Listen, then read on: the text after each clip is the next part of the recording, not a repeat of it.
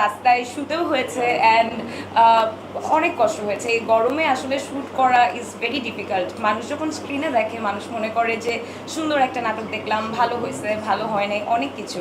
কিন্তু এই যে আমরা যখন শ্যুট করি তখন আসলে বোঝা যায় যে কত কষ্ট হয়। তো কষ্ট হয়েছে, কিন্তু দিন শেষে প্রজেক্টটা এত সুন্দর হয়েছে যে প্রজেক্টটা যখন দেখেছি তখন এই কষ্টগুলো আর গায়ে লাগে না। আচ্ছা, সিনেমা হলে তো হচ্ছে নীলচক্র চলছে, পাশাপাশি একই সাথে আপনার দুইটা কন্টেন্ট আসে।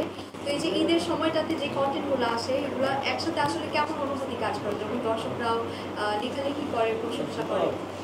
খুবই ভালো অনুভূতি কাজ করে। আর সবচেয়ে বড় কথা হচ্ছে নীলচক্র তো আমার খুবই, মানে আমি নীলচক্রে রাইসা ক্যারেক্টার করেছি, যেটা আমার খুবই প্রিয় একটা ক্যারেক্টার।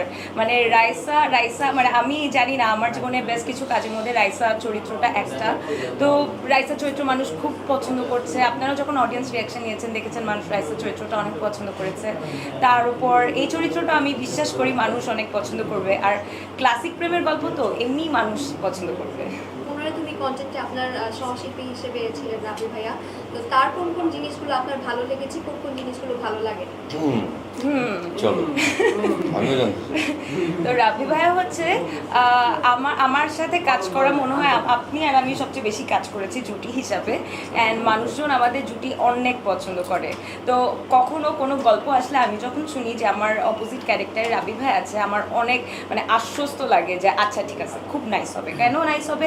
কারণ মানে এনি টাইম হয় না, অনেক কিছু দরকার হয় যে এটাতে কি করতে পারি, ওইটাতে কি করতে পারি, রাবি ভাই সুন্দর ইনপুট দিতে পারে, বা আমি রাবি ভাইকে হেল্প করতে পারি, রাবি ভাই আমাকে হেল্প করতে পারে। আর সবচেয়ে বড় কথা হচ্ছে হেল্পের বাইরেও একটা ক্যারেক্টার যখন আমি আর রাবি ভাই একসাথে করি, আমাদের না কিভাবে কিভাবে যেন কেমিস্ট্রিটা এত সুন্দর বিল্ড আপ হয় যে মানে এটা খুবই ডিফিকাল্ট আসলে সবার সাথে করে ওঠা।